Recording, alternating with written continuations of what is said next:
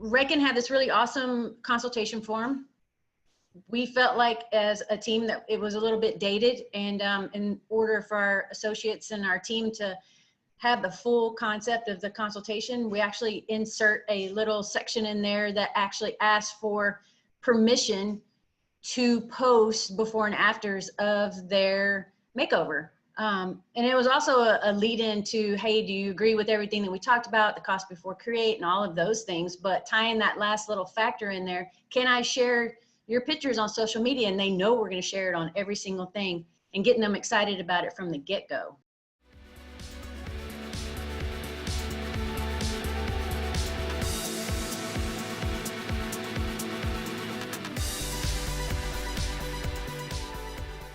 I mean, I base my business behind the chair mostly off of referrals from the people that are in my chair. And when people refer people to me, I then send a thank you. We write nice little thank you notes, but through social media too, I'll send the guest that referred the guest a thank you so much for sending in your friend, Miss Wilson, or whoever, and let them see the picture. And then I got 2 rounds of people getting excited about it. I got Miss Wilson, and then I got the referred person that's actually getting that on hers too.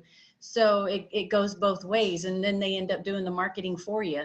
I get super excited when they get super excited, and it's just another way to say thank you.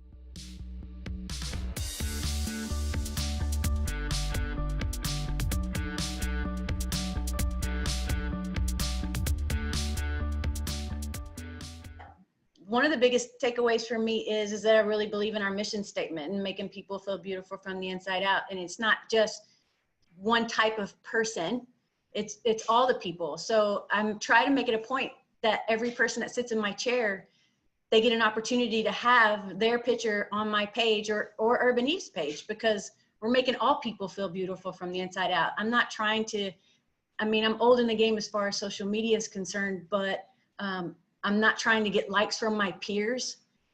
I'm trying to make people feel beautiful from the inside out. So that's what I live by behind the chair. So, and I try not to compare myself to the younger people that are actually doing it, because I'm a fan of the old handshake and the natural networking and all of those things.